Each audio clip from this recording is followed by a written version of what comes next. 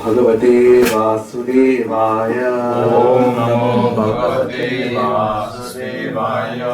ओम नमो भगवते वासुदेवाय। ओम नमो भगवते वासुदेवाय। ओम नमो भगवते वासुदेवाय। ओम नमो भगवते वासुदेवाय. So in the last class we saw till 36th verse, correct? Okay. So from 32 to 42 we have Bhishma Deva's prayers, and we have done till verse 36. Text 37. स्वनिगमम् अपहाय मत्प्रतिज्ञां रतमधिकर्तुमवप्लुतो रथस्थः धृतरथचरणोऽभ्ययाच्चलत् गुर् हरिर्वहन्तुमिभं गतोत्तरीयः. Fulfilling my vow and sacrificing his own promise, he got down from the chariot, took up its wheel, and ran towards me hurriedly. Just as a lion goes to kill an elephant, he even dropped his outer garment on the way.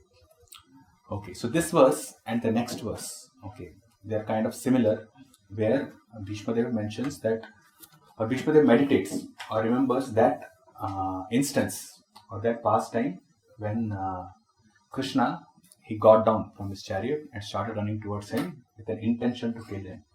Okay. So Srila Prabhupada speaks about the Kshatriya spirit. Okay. And then he mentions the story from Mahabharata where Duryodhana always used to mock Bhishma Deva that you are favorable to the Pandavas. That's why you are not attempting to kill them. Okay. Then Bhishma Deva, he took the Kshatriya spirit because he could not tolerate the insult. So what he did is he decided that he will kill the Pandavas just to pacify Duryodhana, because Bhishma Deva knew that as long as Krishna is there on the other side, he will never be able to kill the Pandavas. Okay, that's already known to Bhishma Deva. But just to incite the Kshatriya spirit, okay, so he took that vow that he would kill Pandavas, or else Krishna has to take weapons himself to save Arjuna. Okay, but by trick, Krishna got to know that this is what is transpiring in the Kaurava camp. So he gave instruction to Arjuna, and Arjuna went to Duryodhana and he took away the arrows by asking Duryodhana basically. Okay, so he went to Duryodhana, and then Duryodhana asked, okay, my dear Arjuna, you have come here, what do you want? Do you want me to stop the fight? Shall I give you the whole kingdom? Like this. And Arjuna said, no, this is not proper. I don't want you to stop the fight, but I understand that you have 5 arrows which Bhishma Deva has prepared and has given to you for killing us. I want those 5 arrows from you. So Duryodhana, because now they meet in a cordial manner after the end of the battle every day, so he gave the 5 arrows to Arjuna, and then he came back. So Bhishma knew that. Okay, so he took a vow that next day Krishna would have to take up weapons himself, or his friend Arjuna would die. Okay, and Krishna knew. Okay, Krishna knew that this is what's going to transpire. So Lord Krishna wanted to please his devotee Bhishma by keeping Bhishma's promise, which was more important than his own. Thus, seemingly, he broke his own promise. And the promise which Krishna has taken was that he will not take any weapons and he will not fight with anybody. Okay, that was his vow, but he kind of broke it. To protect Arjuna, he got down from the chariot, took up the wheel of the chariot, and hurriedly rushed at Bhishma Deva in an angry mood, as a lion goes to kill an elephant. He dropped his covering cloth on the way, and out of great anger, he did not know that he had dropped it. Okay. And of course, there was no possibility of Arjuna's death because Lord himself on the chariot, but because Bhishma Deva wanted to see Lord Krishna take up some weapon to save his friend, the Lord created this situation, making Arjuna's death appear imminent. So this is a case where Krishna is actually playing the pastime of having a transcendental rasa with Bhishma Deva, and in this case, he's actually serving Bhishma Deva. Okay, because Bhishma Deva's desire was to see the Lord in this form where he takes up his weapon and charges towards him. Okay, so this was Bhishma's desire, and to carry out that desire, Lord Krishna played all this pastime so that he can fulfill the desire of Bhishma. So in that way, actually, Krishna is serving Bhishma Deva, is serving his devotee in that way. Okay, and Lord Krishna is called Satya Sankalpa. Satya Sankalpa means he whose desire, intention, purpose, or resolve always comes to pass. Okay, so it's also mentioned in the case of devotee also that he's a Satya Sankalpa. Means whatever he desires, it has to happen. So just we say just Krishna desired, or the Supreme Lord desired, and there was creation. Right? By his will, just by his desire, just by his will, the creation happens. He does not have to exert himself. So that way he's called as Satya Sankalpa. So whatever he thinks, it has to happen. Okay, so Krishna is Satya Sankalpa. But in this situation, he let his devotee Bhishma Dev Sankalpa overpower his own, demonstrating how dear his devotees are to him. Okay. So Vishwanath Chakravarti Thakur here says that having seen Krishna's prema for Arjuna, when he broke his own promise and satisfying Bhishma, Krishna's excellence became famous in the world. That is the meaning of this incident. So, see, there are a couple of things here. One is that was to fulfill the desire of Bhishma to see Krishna in that way, and another is to show to Arjuna how dear he is to Krishna. Okay, because when Arjuna is in danger, okay, Krishna could not tolerate that. So with this particular pastime, he is being favorable to Arjuna also. Okay, and at the same time, he is also fulfilling the desires of Bhishma Dev. Okay, and this is the super excellence. So Krishna's excellence became famous in the world. It basically means, okay, Krishna is known as the Supreme Personality of God. He's Bhagavan. He has all the opulences. Aishwarya, Samagra, Savira, Shreya, Sriya, like that. Everything is there. So about the Supreme Personality of Godhead, these features are known. But how favorable is he to his devotees? How dedicated is he to the devotees? How he wants to fulfill the desires of his devotees or to protect them? That excellence of Krishna came up through this pastime. It's showcased, or it became famous. Krishna's excellence became famous in the world through this pastime. So that is the meaning of this incident. This is what Vishwanath Chakravarti Thakur says. Yeah, said Abhyayaj Chaladgur. It basically means that Krishna exhibited his anger. If you see here, it's mentioned that he went hurriedly, trampling the earth. So it's like when he was running, the earth was almost shaking. Okay, so you can just imagine. So he was, anyway the battlefield was going on, and there were loud elephants were running here and there, chariots were running here and there. So sound was there. But specifically it's mentioned that when Krishna got down from the chariot and then he ran towards Bhishma, the earth started to shake. Okay, because that much anger was exhibited by Krishna at this point. Okay, so Krishna exhibited his anger for he wanted to save Arjuna, but indirectly he wanted to fulfill the desire of Bhishma Dev also. Okay, so now there are two different emotions which are involved. One is the concern or the care that Krishna had for Arjuna. Okay, because he wanted to protect him. And that concern and care and seeing Arjuna getting in danger, it incited anger within Krishna, transcendental anger. Okay, at the same time, he also had compassion on mercy on Bhishma Dev. So on the same instant, he is basically exhibiting multiple emotions. You can see. Obviously, we cannot understand Krishna's deep emotions. It's impossible. But from our point of view, we can understand that multiple things is carrying out at the same time. We say Krishna's pastimes, they have multiple purposes. Whenever he carry out one particular pastime, then he carries out multiple functions like this. So even his emotions are reciprocated, or at the same pastime, there are multiple emotions that he can reciprocate with his devotees. Okay, and devotees also see it in that way. A famous example is of when Krishna entered the arena of Kamsa, then how different devotees or how different people saw Krishna and they related with him like that. And Krishna can fulfill each of their rasa independently, even though he's at the same place. Even though he's in the same place, but he can reciprocate with each devotee in a different manner. Okay, so it's the same thing here, where Krishna is exhibiting different emotions with respect to Arjuna and different emotion with respect to Bhishma. Okay. Text 38. Shitabhishikhahato vishirnatamshaha shatajaparippluta atataino me prasabham bhisasara madvadhartham sabhavatu me bhagavan gatir mukundaha. May he, Lord Shri Krishna, the personality of Godhead, who awards salvation, be my ultimate destination. On the battlefield, he charged me as if angry because of the wounds dealt by my sharp arrows. His shield was scattered and his body was smeared with blood due to the wounds. Okay, so this we have already discussed last class, that devotees can please Krishna by becoming his enemy. Okay. The same point Srila Prabhupada mentions here, and he says that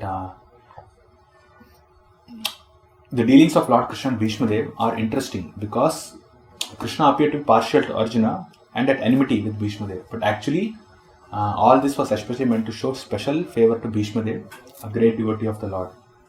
Okay, because the astounding feature of such dealings is that a devotee can please the Lord by playing the part of an enemy. Okay. He is Ajita or unconquerable, but still he takes pleasure when his pure devotee baits him like an enemy or rebukes him. Okay, his Ajita also means that he actually does not have to do anything to satisfy anybody. Okay, even in case of Bhishma Dev might have taken the vow that okay, I'll have Krishna take weapons and fight, but it is not out of desperation, or it is not out of Bhishma Dev's prowess that Krishna had to take up the weapons.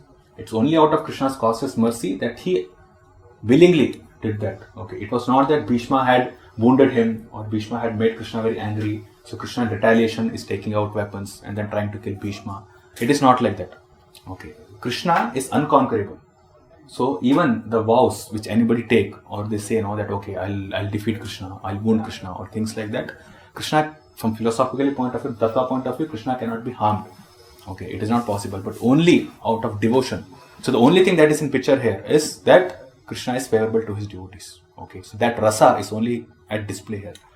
Even though Bhishma Dev says that he charged, on the battlefield, charged me as if angry. So actually Krishna was not angry. Okay, but as if he is angry because of the wounds dealt by my sharp arrows. So apparently it looks that because Bhishma has shot arrows at Krishna and Krishna has become angry, therefore is charging at me. But it is apparent, it is not like that. It's as if it suggests or as it says that it is not so. It is not because of the wounds that Bhishma Dev is charging or Krishna is charging at Bhishma Dev, but out of affection for his devotee. Okay, and his shield was also scattered, body was smeared with blood. And Srila Prabhupada says that, and yes, one more point he makes, those who have no information of pure devotional service cannot penetrate into the mystery of such dealings. Right? We saw last class that other religionists or other people or common people can never understand how this pastime takes place. So they cannot penetrate into the mystery of such dealings. And it's called mystery because it gives us a glimpse of Krishna's affection, his thought process, or what he's going through. Okay, what he thinks. Okay, so to understand, it's impossible to understand what is going through each other's mind. Okay, but the Shastras, they reveal, especially Srimad Bhagavatam, it reveals the mood of Krishna, it reveals the mind of Krishna. So these are mysteries, these are extremely mysterious, confidential pastimes. So therefore it's very difficult to understand for non-devotees. But those who have taken pure devotional service, they can acknowledge and they can understand that Krishna can do things like this and he can have pastimes like this. So that's why it's called as a mystery. And Srila Prabhupada also says that the Lord's body is all spiritual, so he can't have wounds. Right? And from Bhagavad Gita we know that the soul cannot be cut into pieces. Nainam chindanti shastrani, nainam dati paka, chainam kledayam tapu, na shoshati timarata. Na shoshati timarata. Yes, it cannot be withered by wind. So the Lord's all spiritual body cannot be wounded, and a devotee cannot become the enemy of the Lord. Okay, he did so because the warrior devotee wanted to see the transcendental beauty of the Lord, decorated with wounds created by a pure devotee. So this is what was explained in the 33rd verse, correct? Where Bhishma Dev had wounded Krishna and he wanted to see Krishna in that way. So it was transcendental beauty of the Lord. So when Bhishma Dev, his shooting arrows, we discussed, his shooting arrows is worshipping Krishna. So Krishna also pleases Bhishma Dev by trying to kill him. Okay, so this is the exchange of rasa between the devotee and the Lord. So the Lord was so angry that Arjuna checked him when he was moving towards Bhishma Dev, but in spite of Arjuna's checking, he proceeded towards Bhishma Dev as a lover goes to a lover, without caring for hindrances. Apparently, his determination was to kill Bhishma Dev, but factually it was to please him, a great devotee of the Lord. Okay, so apparently it looked like it was going to happen, and Arjuna, he thought that actually he is going to kill Bhishma Dev from Arjuna's point of view, because he is seeing that, because I was in danger, therefore Krishna has taken up his weapons, and he has taken this vow that he should not take up weapons, but just to protect me, he is doing this. and as his devotee, as his most affection, I should make sure that his vow is protected. So Arjuna is trying to stop Krishna, but Krishna is trying to kill Bhishma. Apparently it looks like that, but actually Krishna is trying to please Bhishma Dev by going forward and trying to kill him. Okay. So it can be understood that Krishna was so much concerned for Arjuna that he was willing to break his own promise. And from Arjuna's point of view, after Arjuna, after this incident, realizing Krishna's love for him, would have become overwhelmed with intense emotion. Okay. He would have this memory etched in his consciousness throughout his life, and then he recollects that in the 15th chapter, in the 4th verse, that the Lord, he was my charioteer, and then he had all his pastimes. So he's remembering that because Arjuna himself was a very, is one of the greatest fighter, not one of the greatest fighter, but the greatest fighter available, or at that particular moment in Mahabharata. Okay, nobody was equivalent to Arjuna in terms of skill and prowess. Okay, and Bhagavad Gita has been spoken to Arjuna, and Arjuna is aware of the position of Krishna, okay, as the supreme personality of Godhead. Even though they associated or they had the Sakhya Rasa between them, but still, the Arjuna had, he knew that Krishna is the supreme Lord, and because Arjuna is in danger, and the supreme Lord of the whole creation, he himself gets down from his chariot to break his vow, so that he can protect Arjuna. We can understand that it creates such an intense emotion within Arjuna that he could not forget. Right? Someone who is, or even in our mundane dealings, if someone is very affectionate to us and he does something for us, okay, which is actually life-saving, we never forget that. Okay, we never forget that, or we have this intense attachment to that person. In this case, it's the Supreme Lord himself. Okay, so there is this intense emotion which is involved. We can understand, this heart would have been choked just by remembering what Krishna did for him. Okay, the Supreme Lord did for him. So, this overwhelmed with intense emotion can be understood from this. And he would have, that Arjuna's memory also would be etched with this particular pastime. So, both from Bhishma's point of view as well as Arjuna's point of view, this pastime of Krishna playing as Parthasarathi, it's a very important pastime for both of them. Because at one hand, he's saving Arjuna, and on the other hand, he's pleasing Bhishma Dev in this Chivalrous Rasa. Okay. So Sakhya Rasa is more prominent when he's trying to save Arjuna, because Arjuna is in danger. So as my friend, I should save him. So he's getting into that mood. But here with Bhishma Dev, he has playing this Chivalrous Rasa, this Veera Rasa that's also going on at the same time. Okay. Verse 39. विजयरथ कुटुंब आततोत्रे धृतहाय रश्मिनी तच्छ्रिये क्षणीये भगवती रतिरस्तु मे मुमुक्षो यमिह निरीक्ष्य हता कथाः स्वरूपम्. At the moment of death, let my ultimate attraction be to Sri Krishna, the personality of Godhead. I concentrate my mind upon Arjuna's chariot driver, who stood with a whip in his right hand and a bridle rope in his left, and who was very careful to give protection to Arjuna's chariot by all means. Those who saw him in the battlefield of Kurukshetra attained their original forms after death. Okay. So now this form of Sri Krishna is actually not present in front of Bhishma Dev. He's meditating on it. Correct? At this point of time, Krishna is not the chariot driver of Arjuna. They're all standing on the ground. Okay. So he's meditating. Okay. So Srila Prabhupada speaks on the meditative process of this most attractive form of Krishna. And he says, a pure devotee of the Lord constantly sees the presence of the Lord within himself because of being transcendently related by loving service. So all these verses which Bhishma Dev spoke is basically remembering those pastimes. These pastimes are not going on now. Okay, these pastimes are already over. But just by recollecting those pastimes, Bhishma is relishing those pastimes and different emotions that different devotees experienced.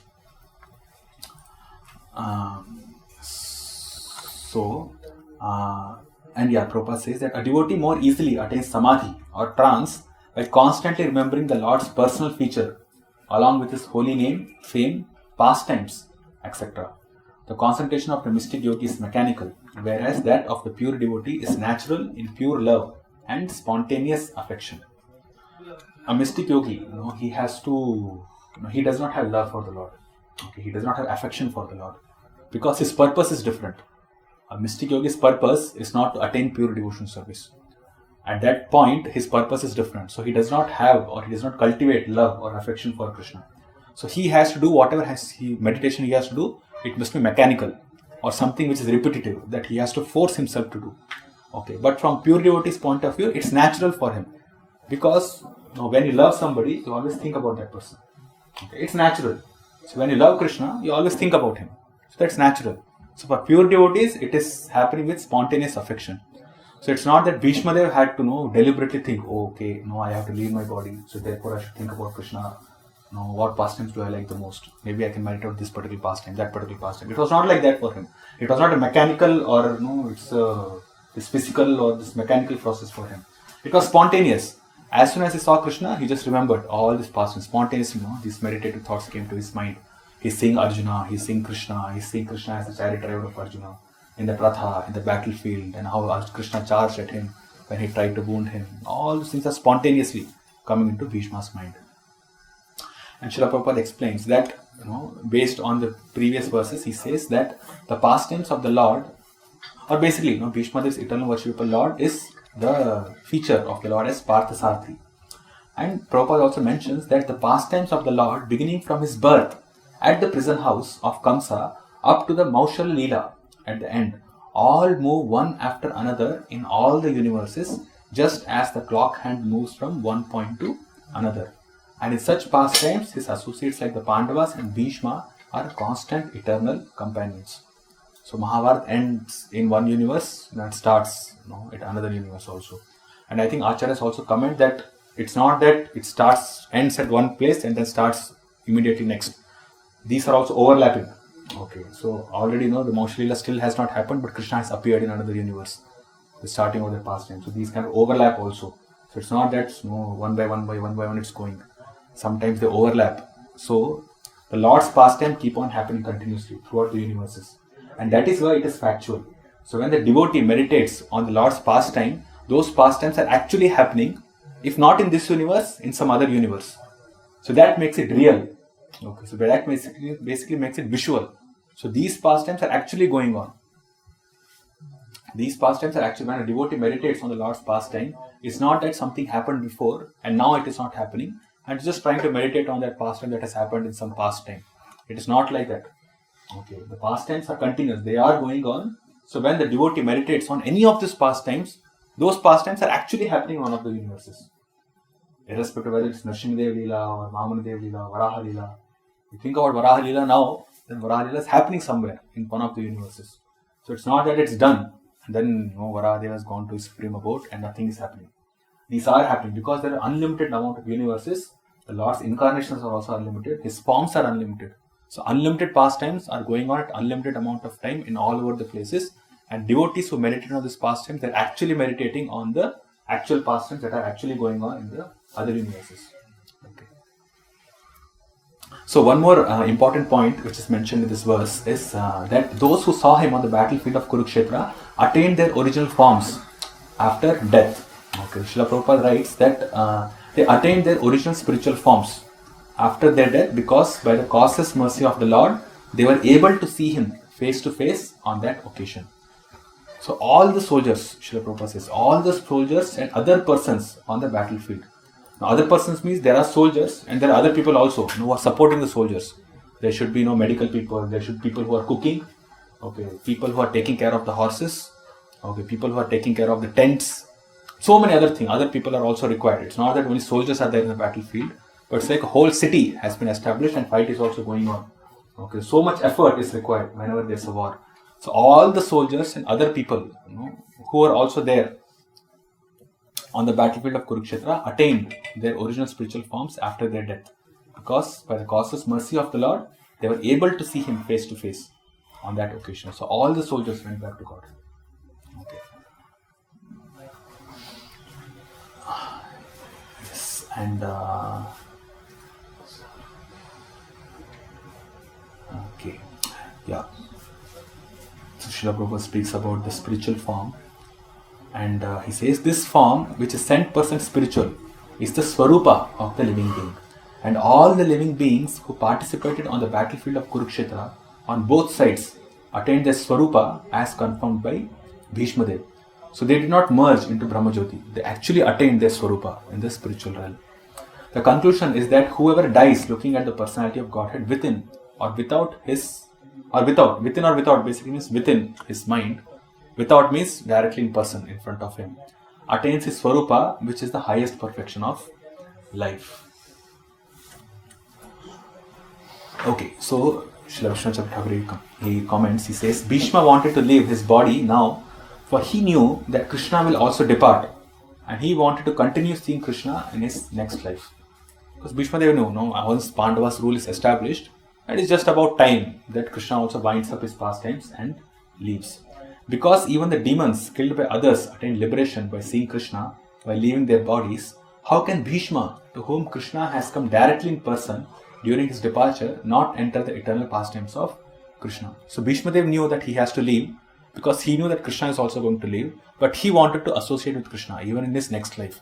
So he wanted to leave his body by looking at the form of Krishna. And his thought process is that those who are not affectionately or who are not devotees of Krishna, not pure devotees of Krishna, they also attained their Swarupa. They also attained liberation just by looking at Krishna when they were leaving their body. Okay, so what about because and for me Krishna has directly come in person. So his mood is that he will also want to enter the pastimes of Krishna. And this form of the Lord is special because the form of Krishna has charity bestowed liberation even to unqualified persons or demons, because those who were fighting from the Kauravas side, it was not only the Kauravas, but there were other Rakshasas also. There are Rakshasas, demons, Daityas. Actually, Mahabharata, if I remember correctly, it mentions that Duryodhana actually goes and takes help from all the Daityas, Danavas, so that they can fight alongside him. And Rakshasas are also fighting from both sides. Ghatotkacha was there from this side, and there were Rakshasas from other side also. Okay, so definitely they were not related, or did not have this spontaneous, pure devotional attitude towards Krishna and all. But they also went back to Godhead just by looking at the face of Krishna when they left their bodies. Lalita gati vilasa valguhasa pranaya nirikshana kalpitormanaha kritam anukritvatya unmadandhaha prakritim abankhila yasya gopavadvaha. Let my mind be fixed upon Lord Shri Krishna, whose motions and smiles of love attracted the damsels of Vrajadham, the gopis. The damsels imitated the characteristic movements of the Lord after his disappearance from the Rasa dance.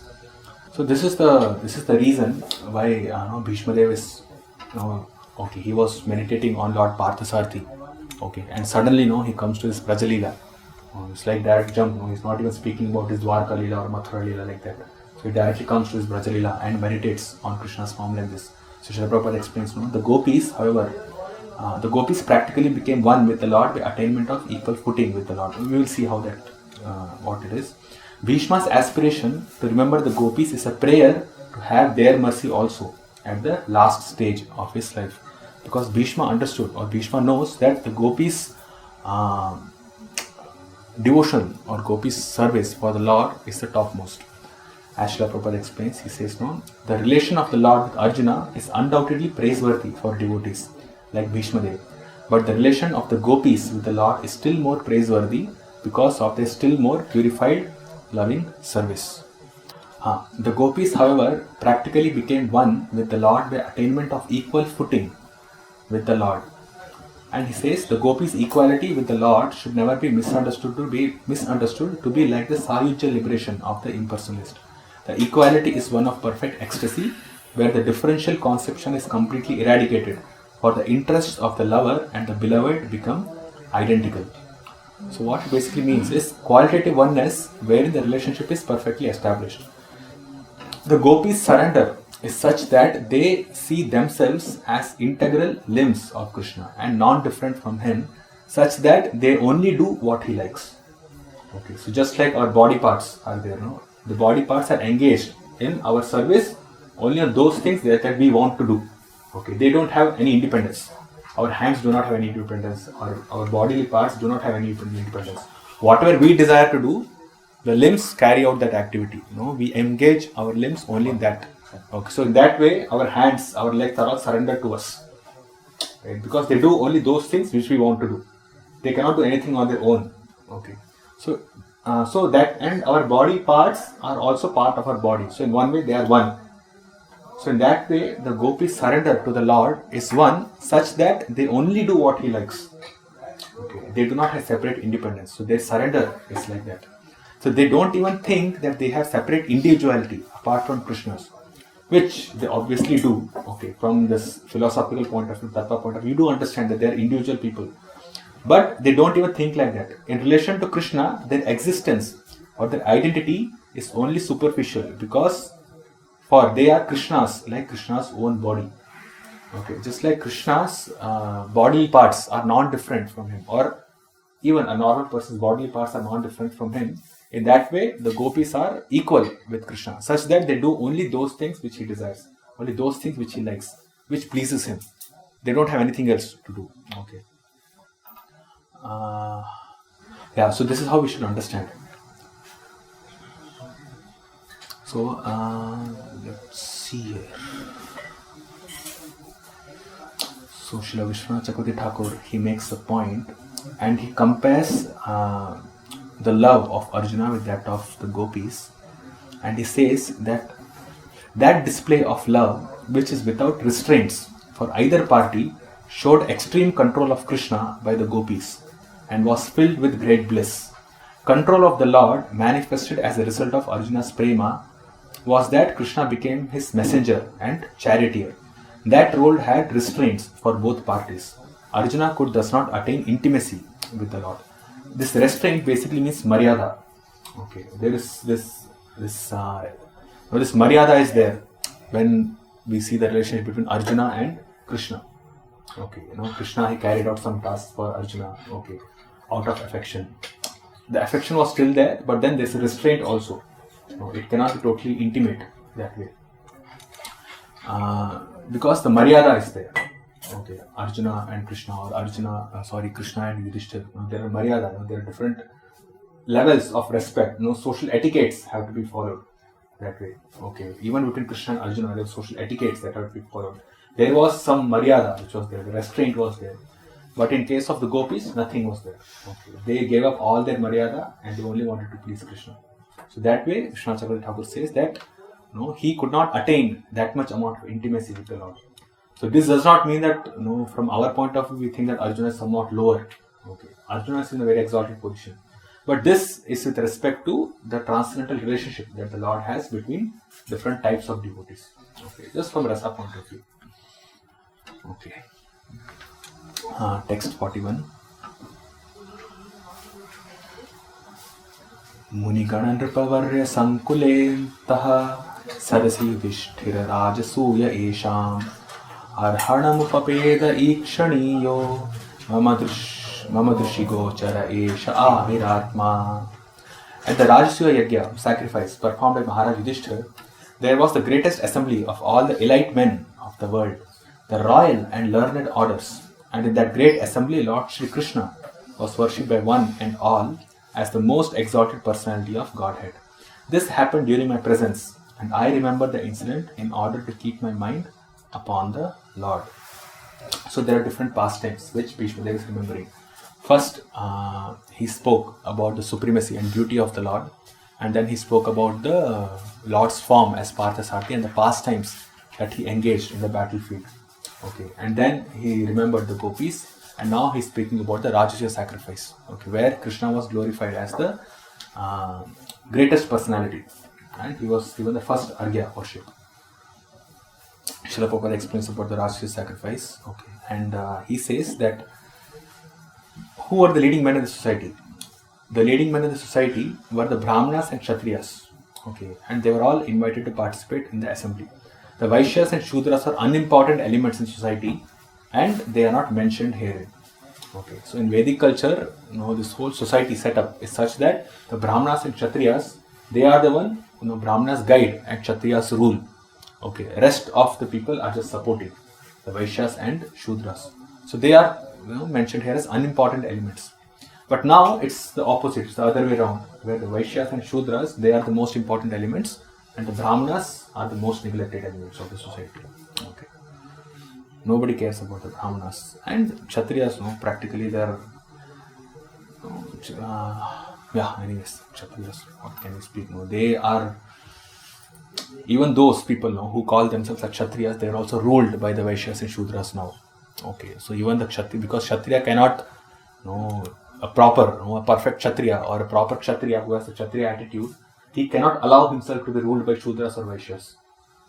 Okay, a Kshatriya can never even tolerate that he's being ruled by Vaishyas and Shudras. But now when Vaishyas and Shudras have come up to the top position, I know Kshatriyas, the so-called Kshatriyas who claim themselves to be Kshatriyas, they are accepting that rule. Basically means that they have lost the qualities of a Kshatriya. Okay.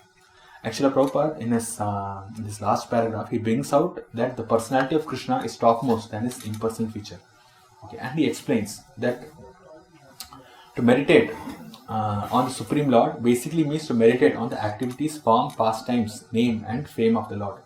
This impersonal meditation is not easy. He says that kleshodikatarastesham avyaktasakta chetasam. It is clearly stated that to meditate upon the impersonal feature of the Supreme is very difficult. It is practically no meditation or simply a waste of time because very seldom is the desired result obtained. Okay. And the propaganda that a very great man is worshipped as God after his death is misleading because a man after his death cannot be made into God, nor can the personality of Godhead be a human being, even when he is personally present. So Srila Prabhupada is basically trying to address different misconceptions. One is that the Supreme Lord's form is much, much more important. The personality of Krishna is more important than his impersonal feature. Okay. And that is why in the prayers of Bhishma Dev you will see, he is not talking about Krishna's impersonal feature as Brahman, as Paramatma. All those things he does not speak about. He is speaking about the personal form of the Lord and all the pastimes that he has performed. And in the Rajasuya sacrifice, when the Arghya has to be offered, then there was a great commotion. Because Bhishma Dev was the first one to tell that Krishna should be worshipped. And it was vouched, or it was sanctioned, or it was agreed upon by all the Pandavas. And Sahadeva was very vocal about it. Okay, but there were others also, Shishupal and other of his followers, who completely opposed him. Okay. So because they thought Krishna not as a Supreme Lord, but Krishna as an ordinary man, not even a great man, as an ordinary person. Okay. So related to that, Srila Prabhupada says that the propaganda that a very great man is worshipped as God after his death is misleading because a man after his death cannot be made into God. Even this propaganda is there, right? That Krishna is considered as the Supreme Lord, or he has been made into the Supreme Lord. Okay, all the Vedic literatures and other things, they are stories. He was a great man. He was a great politician. He was responsible for this great war, and he was such a clever person, such an intelligent person that he established the Pandavas as the ruler, even though he did not fight. He is such an intelligent person like that. So now, because people were so attracted to his intelligence, to his cleverness, to all those things, then they wrote something else also, which makes him on the level of God, or which projects him as a Supreme Lord like this. But actually, he was a normal man, very clever man, a normal human, very clever man. But now he has attained the position of God. So therefore, Krishna this is not the Supreme Lord. There are people who say like this, who speak like this. Okay. So Srila Prabhupada addresses that. He says that propaganda that after God, that a man is great man is worshipped as God after his death is misleading because a man after his death cannot be made into God. So one who dies like a normal human being, he cannot be put or he cannot be elevated to the position of God. It is not possible. So those who die like a normal human being, how can they be God? This is nonsense. So nor can the personality of Godhead be a human being, even when he is personally present. Both ideas are misconceptions. The idea of anthropomorphism cannot be applicable in the case of Lord Krishna. So anthropomorphism is the idea that Krishna exhibits the feature of human beings, therefore he is on the same level as human being. Okay. His position is not transcendental but mundane. Because he comes and acts like a human being, therefore he is a human being. But we understand, or Srila Prabhupada has taught us that by the activities of Krishna, we can understand that he is not a normal human being. Correct? This will come in the next chapter in purport. Srila Prabhupada will speak about the glorious activities of Krishna. Okay, so this is the last verse, the last prayer of Bhishma Dev. Tamimam mahammajam sharira bhajam vidhiridhishtitam atmakalpitanam pratidrisham ivanaikadharkam ekam samadikadosmi vidhuta bheda mohaha. Now I can meditate with full concentration upon that one Lord, Sri Krishna, now present before me, because now I have transcended the misconceptions of duality in regard to his presence in everyone's heart. Even in the hearts of the mental speculators, he is in everyone's heart. The sun may be perceived differently, but the sun is one. Okay. So Krishna is Advaya and his energy, and by his energy he is present everywhere. Okay. So this we have already discussed in the second chapter. Correct? Okay. So the concept of duality is due to ignorance of his inconceivable energy. The Paramatma feature of the Lord is an expansion of his plenary portion. Yes, he expands himself as Paramatma into everyone's heart, and his glowing effulgence of Brahma Jyoti is his personal glow. There is no difference between him, his personal glow, or his plenary portions as Paramatma. Yes, because his Advaya is non-different.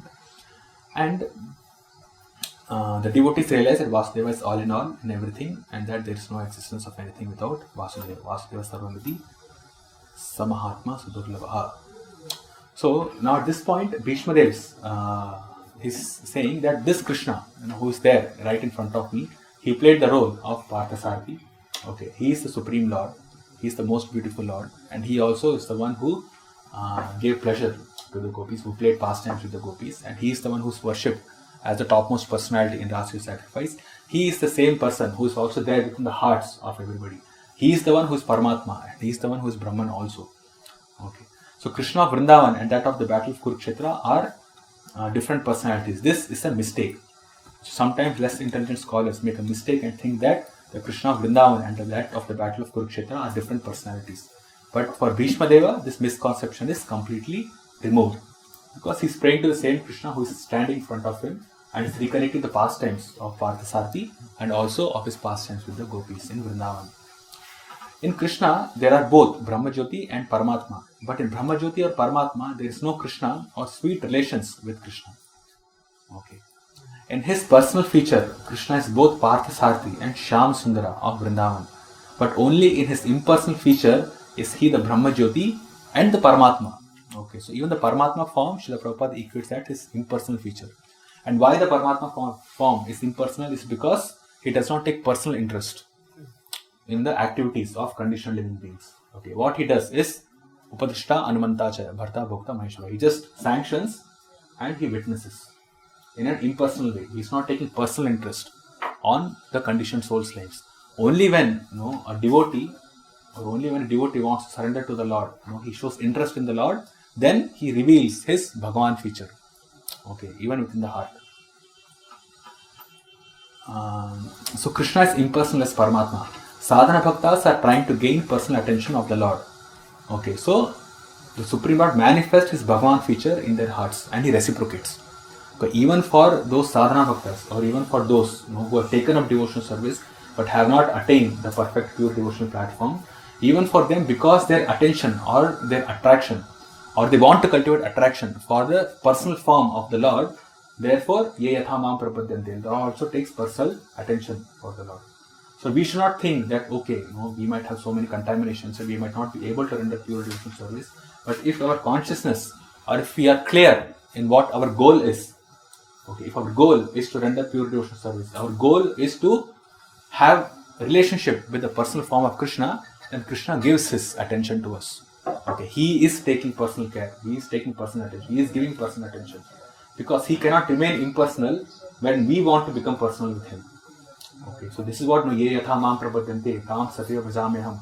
The way we worship him, he reciprocates accordingly. So if we are worshipping him as a personal form, as Bhagavan, as one who has all the opulences, as one who is Akhila Samprata Murti, who has all the rasas, if we want to exchange our relationship with him like this, how can he remain impersonal? Right? By his own definition, Bhagavad Gita, he cannot be impersonal. He has to take personal attention, or rather, he likes to take personal attention. So even for sadhana bhaktas whose goal is clear in their mind, for them also Krishna gives personal attention to them. Okay. He takes personal interest in their lives and he molds their lives accordingly so that they can become pure devotees. Okay. And yes, the deity in the temple is a direct slap in the face of impersonalists. Okay. Because impersonalists, they say whatever form they see, they just think that it's all Brahman, Brahma Satyam, Jagan Mithya, everything is form and all that like that. But for a devotee, the deity form is the topmost form, it's the ultimate form of the Lord. They see, they meditate on him, okay, and they want to, when a devotee goes to the temple, okay, and he sees the form of the Lord, and then when he comes back home, he carries the form of the Lord in his heart. That's how Bhagwan manifests in his heart, right? The first feature that we see is the deity. For a neophyte devotee, when he comes to the temple, he sees the deity form of the Lord, okay, and when he's taking personal interest in the Lord, what he remembers is that form of the Lord, okay, the deity form that he sees, okay, and that is the ultimate feature. That's the Bhagwan feature of the Lord, the ultimate feature of the Lord. Impersonalists cannot even imagine that happening, okay. For them, the deity is Maya. So the deity worship, seeing the deities, for pure devotee, for devotees, even for neophyte devotees itself, it's a very transcendental meditation for them, because they carry the form of the Lord in their heart, like this. Okay, so Bhishma Dev, after this, he stopped speaking, and Suta Goswami continues. He says, Suta uvacha Krishna evam bhagavati mano vagdrishti vritthibihi atmanyatmananya avesha sontashvasa uparamat. Suta Goswami said, thus Bhishma Dev merged himself in the Super Soul, Lord Shri Krishna, the Supreme Personality of Godhead, with his mind, speech, sight and actions, and thus he became silent and his breathing stopped. Bhishma Dev attains Nirvikalpa Samadhi. So the stage attained by Bhishma Dev while quitting his material body is called Nirvikalpa Samadhi, because he merged his self into thinking of the Lord by engaging his mind in remembering the Lord's different activities, his speech in chanting the glories of the Lord, and his sight in seeing the Lord personally present before him. So all his sensual activities were engaged in relation to the Lord. So that's why it's called Nirvikalpa Samadhi. Okay. So Srila Prabhupada says that how this can be achieved. Okay, this Nirvikalpa Samadhi can be achieved by all the devotees if they follow these 9 principles of devotional service. Shravanam, Kirtanam, Vishnu Smaranam, serving the lotus feet, worshipping, praying, executing the orders, fraternizing and fully surrendering. Any one of them or all of them are equally competent to award the desired result, but they require to be practiced persistently under the guidance of an expert devotee of the Lord. The first item, hearing, is the most important item of all. So the main point here is that it should be practiced persistently. Okay. So hearing should go on continuously throughout the life. Chanting should go on throughout the life. In Shastra, we will explain, one who chants the name of Krishna, he gets liberated even once. Okay, but then that's not the point. We have to continue persistently all these devotional processes. Okay, because our goal is not actually liberation. Our goal is to go back to Godhead, to serve the Lord, to have pure devotional relationship with the Lord. So these practices should be practiced persistently, again and continuously it should happen. And of which hearing is the most important item. Okay. And then Srila Prabhupada says that the unique situation at Bhishma Dev's time of death can be attained even though Lord Krishna may not be personally present. His words of the Bhagavad Gita or those of Srimad Bhagavatam are identical with the Lord. So that's why he says hearing is the most important item of all. Because hearing means what? Hearing means hearing Srimad Bhagavatam, hearing Bhagavad Gita, like this. So this hearing itself is equal. It's directly equal to what Bhishma Dev saw. Krishna's Lord's form can be revealed through hearing. This hearing is the important process.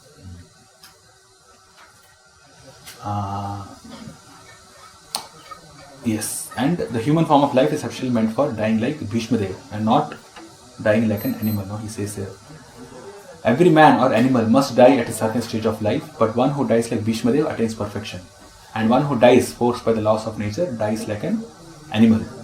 He becomes an animal. Okay.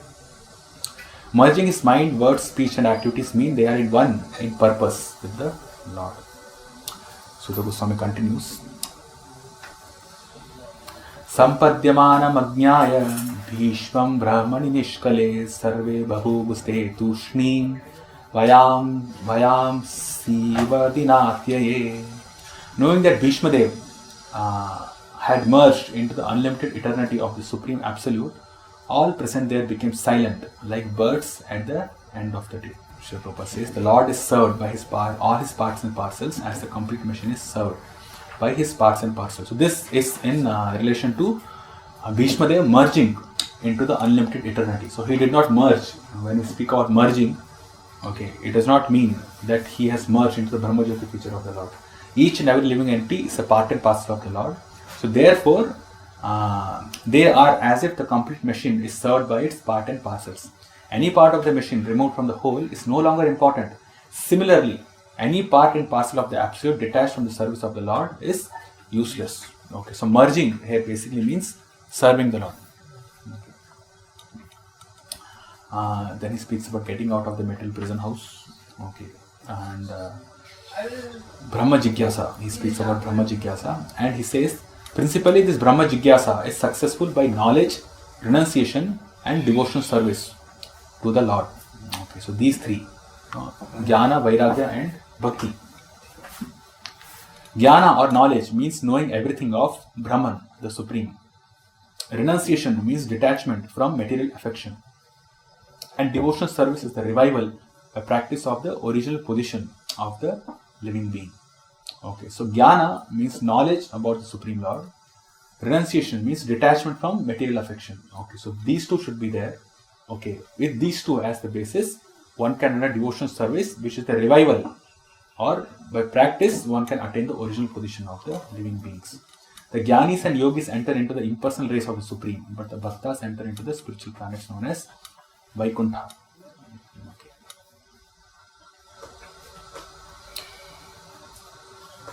Yeah, and Bhishma Dev, Srila Prabhupada says, Bhishma Dev as a pure devotee of the Lord entered the spiritual realm in one of the Vaikuntha planets, where the Lord in his eternal form of Parthasarthi predominates. Okay. Tatra dundhubhayone durdeva manava vaditaha shashamsu sadhavo rajñam khatpetu pushpa vrishtayaha. Thereafter, both men and demigods sounded drums in honor, and the honest royal order commenced demonstrations of honor and respect. And from the sky fell showers of flowers. Srila speaks about the glories of Bhishma Dev, and he says that as a Mahajana, he was on an equal level, or he was on the level of Brahma, Narada, and Shiva, although he was a human being. Right? Of the 12 Mahajanas, Bhishma is also considered as one of the Mahajanas. So that way, so we can understand that one who has full knowledge, or who is on the level of Mahajana, basically means one who knows the imports of Dharma, he is to be respected on the same level as the great demigods, as Lord Brahma, as Lord Shiva, like this. So that's why we, whenever we are doing deity worship, we worship the Acharyas. We worship our spiritual master and the Acharyas. Because it's understood that the Acharyas and the spiritual master, they are on the level of the demigods by their qualification. Because they have understood the import of Dharma and they preach the import of Dharma all over the world. So they, because before worshipping the Lord, it's a practice that the demigods should be worshipped. And then the Supreme Lord is worshipped. This is actually according to this Vedic culture. But from the Pancharatric point of view, what we do is basically, we substitute the demigods with our Acharyas. Okay, because they are on the level or above the level of the demigods. Okay, because they are pure devotees, and pure devotees are above the demigods. Okay, and when we say the Mahajana here, Lord Brahma, Narada, Shiva, so Bhishma is on the same level as these great personalities by dint of his understanding of spiritual principles and his qualification. So qualification on par with the great demigods is possible only on attainment of spiritual perfection. And Bhishma Dev was thus known all over the universes because of his spiritual perfection. This showering of flowers from heaven is a sign of recognition by great demigods, and it should never be compared to the decoration of a dead body. Okay. The body of a fully realized soul is not therefore accepted as material. According to authorized Shastra, such Jayanti ceremony. Okay, he speaks about Jayanti. Yeah, so this we already know. Okay, these other types of Jayantis which are observed is actually not according to Shastra. Jayanti is reserved for the day when the Lord appears on the earth. Text 46. O descendant of Bhrigu, Shaunaka, after performing the funeral rites for the dead body of Bhishma Dev, Maharaj Yudhishthira was momentarily overtaken with grief. And in purport, Srila Prabhupada speaks about how Bhishma Dev was present in Pandava's life and how he was always their sincere, sympathetic well-wisher, grandfather, friend and philosopher to Maharaj Yudhishthira even up to the last moment of his life. Okay, so he died very happily. Bhishma Dev died very happily by seeing Maharaj Yudhishthira on the throne. Otherwise, he would have long ago quit his material body instead of suffering agony over the undue sufferings of the Pandavas. But from Yudhishthira's point of view, he was sorry for the separation of a great soul and not for the material body, which Bhishma Dev relinquished. The funeral ceremony was a necessary duty, although Bhishma Dev was a liberated soul. It was a great boon to Bhishma Dev that an equally great son of the family undertook the last rites of a great man. Okay, so according to Dharma Shastra, it's that the funeral rites performed by an exalted personality reaps great result for the departed soul. So it's not only what he has done in his life, but if the one who is doing his funeral ceremony and also those who perform his Shraddha ceremony every year, okay, after the person has departed, after someone's father has departed, if he is fixed in his vows, then he can deliver his forefathers. Okay, so it's a qualification of the one who is performing the Shraddha ceremony also. It uplifts the forefathers. And there are many instances in Mahabharata, in Puranas and all, where the forefathers, prominently in Mahabharata, the forefathers of Jaratkaru or the forefathers of, who was it? Jaratkaru. So his forefathers were hanging upside down in front of a well. Okay, so Jaratkaru came and then saw, what is this, why it's happening? So they said, because you have not performed the religious duties of having a son, therefore we are in this pitiable condition. So then Jaratkaru, he marries Jaratkaru and then he has children. Okay, and then after that his forefathers were delivered and he performed the Shraddha ceremony also. Okay, so because of his qualifications, he was an Akhanda Brahmachari before he got married. So because of his qualification, strict vow of Brahmacharya, he was able to deliver his forefathers. Like this, there are many instances in Mahabharata and other Puranas also. Okay, so the qualification of the one who is performing the Shraddha ceremony also is quite important. Okay, so this is important. Vishwanath Chakravarti Thakur gives us an insight and he says that it has been said that Bhishma, an eternal associate of the Lord, attained Krishna as a charioteer in Aprakat Leela. This is that which is not manifest. Thus, though Bhishma is an eternal associate of the Lord, his Amsha entered into Vasu. So he is one of the 8 Vasus. Right? Dhyav, his name was, correct? Dhyu. His name was Dhyu. So he was the 8th Vasu. Okay, and he came as Bhishma. But Vishwanath Chakravarti Thakur says that Bhishma is an eternal associate of the Lord, a liberated, pure, living entity, and his Amsha entered into Vasu, who then descended from the heavenly planets to earth. Thus Bhishma is shown by the Lord to give up his body. His Amsha was situated in Vasu, and he himself attained the spiritual world.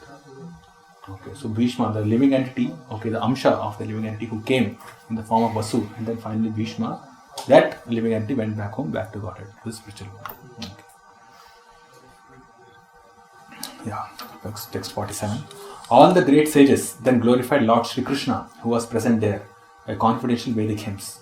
Then all of them returned to their respective hermitages, bearing always Lord Krishna within their hearts. The devotees of the Lord are always in the heart of the Lord, and the Lord is always in the hearts of the devotees. That is the sweet relation between the Lord and his devotees. So just like we meditate on the Lord, and Krishna's form, name, pastimes are manifest in the heart. Okay, or even when it's discussed, the deity form of the Lord, it's manifest within the heart. So similarly, for Krishna also, Krishna, he is always thinking about his devotees. He's meditating on his devotees. Like this. His heart with his devotees. Amazing. It's so amazing it is. For the ordinary living beings, the law of nature is there for all actions and reactions. But he is always anxious to put his devotees on the right path. The devotees therefore are under the direct care of the Lord. Okay, so this is also very important. For ordinary living beings, the law of nature is there to take care of all actions and reactions. So the Paramatma feature will activate or will act there. But Krishna, he is personally always anxious to put his devotees on the right path. Means even the neophyte devotees. So therefore the devotees are under the direct care of the Lord. Now one who takes up devotional service, he is under direct attention of the Lord. Krishna is interested in him. verse 48. Thereafter, Maharaj Yudhishthira at once went to his capital Hastinapur, accompanied by Lord Sri Krishna, and there he consoled his uncle and his aunt Gandhari, who was an ascetic. Okay, and then Srila Prabhupada speaks about Dhritarashtra and Gandhari, and he says, Gandhari, in her actions, she was a great ascetic. Besides that, the shock she suffered because of the wholesale killing of her 100 sons and her grandsons also was certainly too much for a woman. But she suffered all this just like an ascetic. Gandhari, although woman, is no less than Bhishma Deva in character. Okay, because for a woman to lose her son is the most painful experience. And here she has lost hundreds of her sons and grandsons also. Okay, and she also has to support all the women who were the wives of her sons and the wives of her grandson. Okay, because she is the eldest lady. It's a miserable position. Okay. But she suffered all this just like an ascetic. The glories are mentioned here. Text 49. After this, the great religious king Maharaj Yudhishthira executed the royal power in the kingdom strictly according to the codes of royal principles approved by his uncle and confirmed by Lord Sri Krishna. Means Bhishma Dev, approved by Bhishma Dev and Dhritarashtra, not Bhishma Dev. Okay, Bhishma Dev is grandfather. Yes. Yeah, Maharaj Yudhishthira's rule. He was always conscious of his duty as a king, which is no less than that of a father or a spiritual master. Okay, and a king should see to the social, political, economic, and spiritual upliftment of his citizens. Yeah, this will come in detail. We can discuss a little bit in detail in the next chapter about this. So, the mass of people, especially in the age of Kali, are all born Shudras, basically low-born, ill-trained, unfortunate, and badly associated. They themselves do not know the highest perfection aim of life. Therefore, votes cast by them actually have no value. And thus, persons elected by such irresponsible votes cannot be responsible representatives like Maharaj Yudhishthira. So, Prabhupada is making this point that Maharaj Yudhishthira is ideal monarch, and monarchy under a trained king like Maharaj Yudhishthira is by far the most superior form of government. Because the basic, the main point is that the administrator should be trained. Okay. He should be trained in the principles of administration. But nowadays there is no training. Even a person who is illiterate, okay, because the government is basically run by Shudras. And when you say Shudras, they are the people who does IAS. You know what's IAS? Indian Administrative Services. The bureaucrats. The bureaucrats run the government and the leaders do politics. This is the situation now. Okay. So, this whole, all the economic system, all the different types of facilities or all the reformatory activities, all kinds of the government activities which are done, these decisions are not taken by the leader himself, but these decisions are taken by the IAS officers and IPS officers who are there in the board of their government.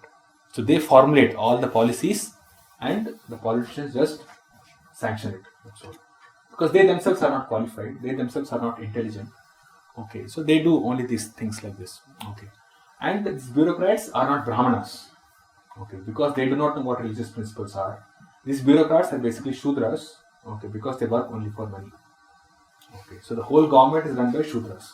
Okay, because the politicians are anyway, are on the category of Vaishyas and Shudras or lower than that, and even the government is run by Shudras only. So therefore, there is chaos in the society. Okay, but therefore, Prabhupada makes this point that a dictator is much better, a monarch is much better than the so-called democracy, where the people are fools and they elect a fool. What's the point? Okay, so with this we end Bhishma's praise. And just a quick recap we can do of what we saw in this chapter. The first 11 verses discuss about the arrival of the Pandavas and others, great personalities, to meet Bhishma Deva, understanding that Bhishma Deva is going to leave his body because his desires have been fulfilled. Pandavas have been established as the kings. So Bhishma Deva, seeing the Pandavas, he pacifies the Pandavas because they suffered due to inevitable Kala, and we discussed about how the Supreme Lord is manifesting as inevitable Kala. We cannot understand his plans, understand his intentions, but we can understand that how he works. No, he is favorable to his devotees. Okay, and whenever he has to set an example, he sets an example through his devotees. Okay, so we discussed those points. And Pandava's intimate friend Krishna is the absolute personality of Godhead. We saw that also, where Bhishma Dev speaks to the Pandavas about this, and he gives instructions to Maharaj Yudhishthira from 25 to 29. In 30 to 44, now Bhishma Dev looking at Shri Krishna meditates on him, and 32 to 42 are the Bhishma Deva's prayers. Okay, and these Bhishma Deva's prayers I have just split, just for your understanding. If you get a question in the test to give the split, you don't have to write this. Okay, this is just for your understanding. You can write only this much. This is enough. I don't know the question. Okay, I'm just saying. Okay. So from 30 to 33, now supremacy and beauty of Krishna was spoken about by Bhishma Dev. Then from 34 to 39, he meditated on the Lord's pastime as Parthasarathi. In 40, he recollected his Vrindavan pastimes. In 41, he remembered Krishna's glorious worship during Rasuya sacrifice. And in 42, he gave a perfect understanding of the Absolute. Like, all these personalities or all these different features which I spoke about in these previous verses, they are all the same personality of Godhead.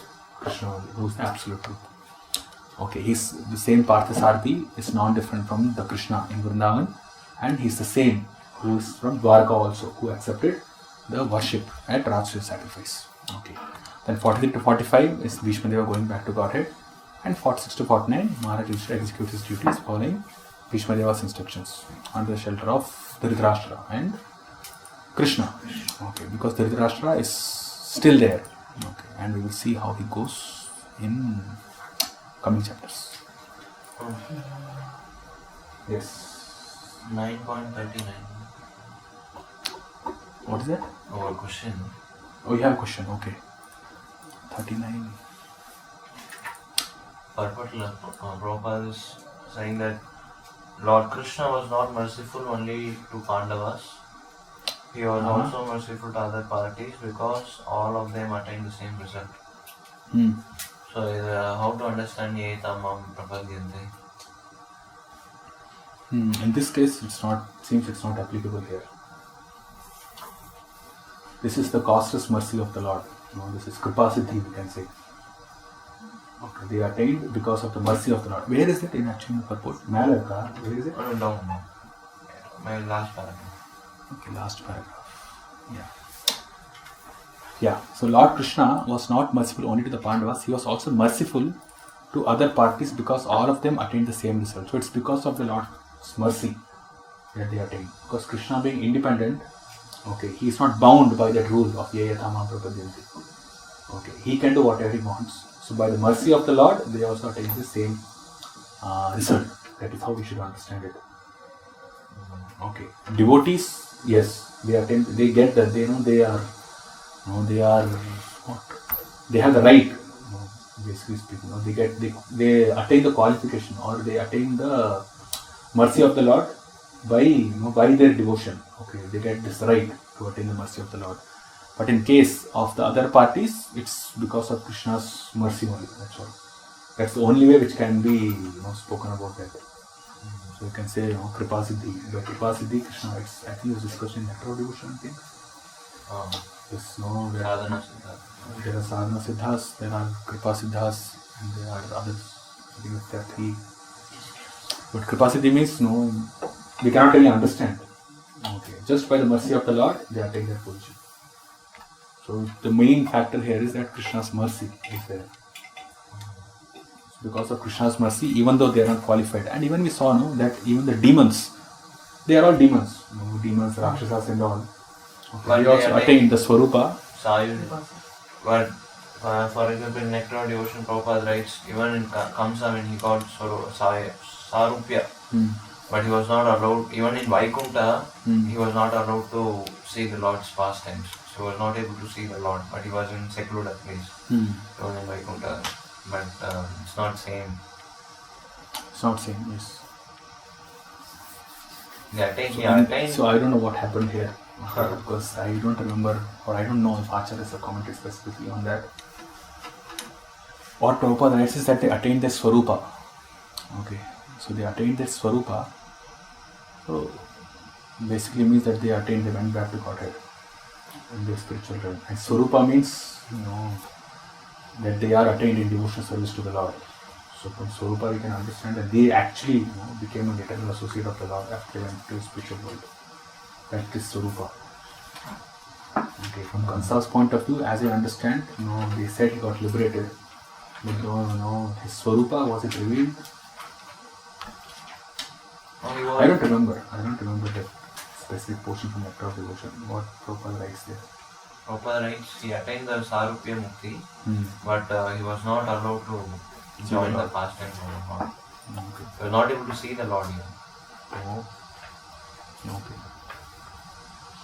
Yeah, in this point, because it's mentioned Swarupa, my understanding is that they went back to Godhead and engaged in pastimes. Because Swarupa is defined as relationship to attain one's constitutional position. Object Swarupena Vyavasthiti. Mukti Tharupam Swarupena Vyavasthiti.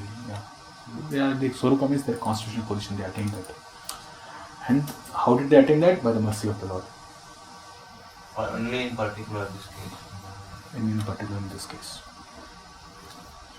Yeah. So he says, they attained their original spiritual forms after their death, because by the causeless mercy of the Lord, they were able to see Him face to face on that occasion. So when they saw the Lord, that's all. See, it's like this, when in Gita also Krishna says, one who remembers me at the time of death, he attains me. So here we are seeing the face of the Lord, so you attained Him. Even though they might not have rendered devotion service as such, but just by looking at the form of the Lord being absolute, they think of Him, they see Him. Unless favorably does. Yeah, that's from our point of view, that we want to cultivate relationship. Okay. We want to cultivate relationship favorably. That is there. But in this particular situation, when they see Him face to face, by the mercy of the Lord, they go back to Godhead. Not only just liberation to the Brahmajyoti, but actually they go to the spiritual world. In Anodi it is stated, I believe. Sorry, that? In Anodi it is stated, I believe. That I'm not. What is that? That. Nectar of Devotion is stated. That's what. Okay. So maybe we can discuss when this later after 12 o'clock, because we have to cover a lot. Okay. We still have 6 chapters, and this is the 3rd session, and we have only 7 more sessions. So 6 chapters in 7 sessions, it's going to be very difficult. Okay. So let's get going, and all these things maybe we can discuss after this class, or maybe later also whenever you have time. Okay. So chapter 10 is the departure of Lord Krishna for Dwaraka. Okay, and it's a simple chapter. First 6 verses will speak about Yudhishthira Maharaj's rule, how he ruled this world. Then 7 to 19, when Krishna starts for Dwaraka, and different devotees have intense affliction or intense emotion because of the separation that they are going to experience from Krishna. From 15 to 19, we will see when Krishna was departing, how he was honored by personalities. And from 20 to 31, the ladies on the rooftops, the Kuru Stris, the women of the Kuru dynasty, they'll go to the rooftops and they'll speak about Krishna. Okay, they adore Krishna, they glorify Krishna. And from 30 to 36, Krishna departs from Hastinapur. Okay, so this is the breakup. Text 1. Shaunaka Muni asked, after killing his enemies who desired to assert his rightful inheritance, how did the greatest of all religious men, Maharaj Yudhishthira, assisted by his brothers, rule his subjects? Surely he could not freely enjoy his kingdom with unrestricted consciousness. Okay. So a hint was given in the previous text that Maharaj Yudhishthira executed the royal power in the kingdom strictly according to the codes of royal principles approved by his uncle and confirmed by Lord Krishna. So now, Shaunaka Rishi is asking more details about that. He said, how did he do that? Okay, how did he do that? How did he rule, assisted by his brothers? How did he rule his subjects? He could not have freely enjoyed his kingdom with unrestricted consciousness, engaged in sense gratification. So what all did he do? So Srila Prabhupada writes that Maharaj Yudhishthira ruled as a matter of duty. Okay. So he was not attracted to sense gratification. He just ruled it because that was his duty that he has to do for serving Krishna. That's it. So a pure devotee, even when he is surrounded by umpteen sense gratificatory objects, doesn't show any interest in them. He is indifferent to them, neither attracted to them nor despising them. This is the perfect consciousness of a devotee. Okay. So, even though a devotee is surrounded by objects of sense gratification, then also he is not attracted to them. Okay. Only when the consciousness is contaminated, then we discussed last class also, the sense desires are there when we want to enjoy the sense objects. A pure devotee does not want to enjoy separately from Krishna. So even though he will be surrounded by so many sense objects, his mind does not get diverted. His mind does not get agitated. Okay, because he sees them not with disgust. At the same time, he does not get attracted to them also. Okay, the only thought he has is how this can be used in the Lord's service. So even though great personalities like Dhruva Maharaj, Prahlad Maharaj, Yudhishthira Maharaj, they ruled in great opulence.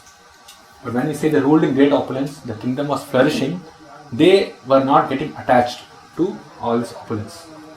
Okay. They were detached from it. They were not despising that, or they were not rejecting it also. Okay. But at the same time, they were not getting attached to that also. Whatever they did was just for the sake of performing their duty. And what was Maharaj Yudhishthira's duty? Is to uplift the citizens. Right? We saw that in the last purport of the last verse in 9th chapter. That the main goal was to uplift all the sections of society into spiritual life. So this is a duty, or this is a service which has been given to Yudhishthira Maharaj by Krishna and substantiated by Bhishma Dev. So Maharaj Yudhishthira ruled just as a matter of duty. Even though he was surrounded by so much opulence, he was not attached to it, and he was not, hating them also. Not that, what is this? I will not even get near that. It's not like that. Okay. So pure devotees are like this, and we have seen the lives of pure devotees. Srila Prabhupada is an example. Revolutionarily, Bhakti Siddhanta Saraswati also did that. He used to wear nice coat, leather shoes. He used to go in cars. Okay, people thought it is scandalous to do all these things, but he showed how these things. Even though he was not attached to any of these things, obviously, but he was using this just to associate with those people who can influence the society in spreading of Krishna consciousness. So he used it as the principle of Yukta Vairagya. So Maharaj Yudhishthira ruled like that. Verse text 2. Sutta Goswami said, Lord Sri Krishna, the Supreme Personality of Godhead, who is the maintainer of the world, became pleased after re-establishing Maharaj Yudhishthira in his own kingdom, and after restoring the Kuru dynasty, which had been exhausted by the bamboo fire of anger. In the purport, Srila Prabhupada speaks about why Krishna shows interest in warfare. Okay. Why does he show interest in this warfare? So in the material world, the wrath of those who want to lord it over material nature interacts, and the fire of war takes place, exhausting the unwanted population. So it's just like an yajna. Just like in yajna, you put wood sticks, you put grains, barley, ghee also, and everything is exhausted. This war is just like in yajna, where all the unwanted elements are put into fire and they are exhausted. Okay, so this is like bamboo friction. So when anger is there, when anger is unnecessary anger and unnecessary desire for sense gratification is there, then it acts like a fire, and that fire consumes the person who is angry. The same.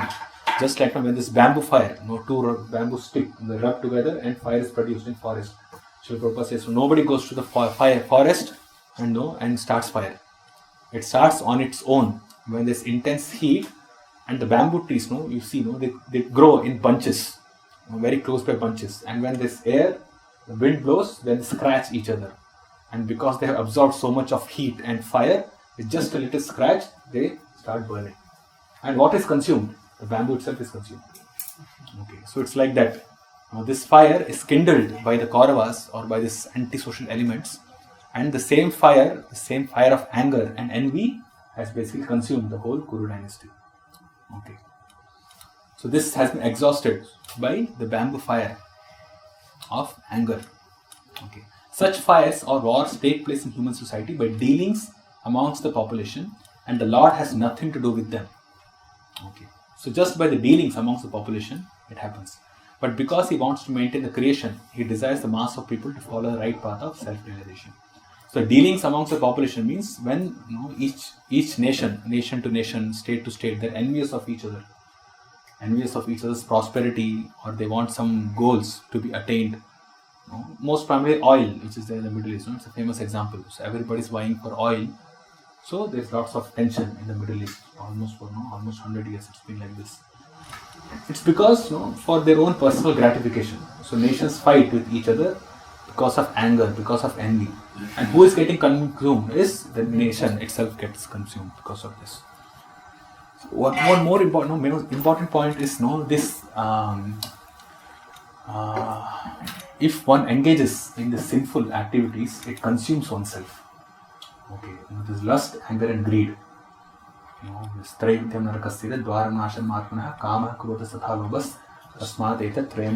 These three things take a person to hell, and these three things consume a person. Okay, it's like this is the fire, and the fire consumes that person itself. Okay, so one who's totally besotted with anger, greed, and lust. Okay, it's not that he can satisfy his lust, anger, and greed with something from the outside. Okay, it consumes the person itself, and he goes to hell situation. And even in the great kingdoms, we see, Guru Maharaj mentioned his lectures, in many of his lectures actually, that all the great kingdoms which have flourished over the past 1000 years, they all have been fallen, or they all have fallen down, or they all have been destroyed because of unrestricted sense gratification. The Roman Empire fell down because of that. The British Empire fell down because of that. And now, even now, from this the United States of America, it's also going down because of people engaging in unrestricted sense gratification. The more unrestricted sense gratification a person does, either on his individual level or on the level of the nation where it's propagated, it consumes itself. Okay, the person is consumed and he falls down, into the deepest modes of ignorance. And from the national point of view, the whole nation is destroyed because of that. Because the other countries, they run over. So sinful activities must be avoided. Okay, and Krishna establishes devotee as the ruler to fulfill his purpose. So the whole plan of creation is made in that way. And one who does not come to his senses and go back to Godhead suffers in the material world the pangs inflicted by the illusory energy of the Lord. The context is that the Lord wants suffering human beings to come back home, back to Godhead, and cease to suffer the threefold material pangs. So that is the plan of the creation.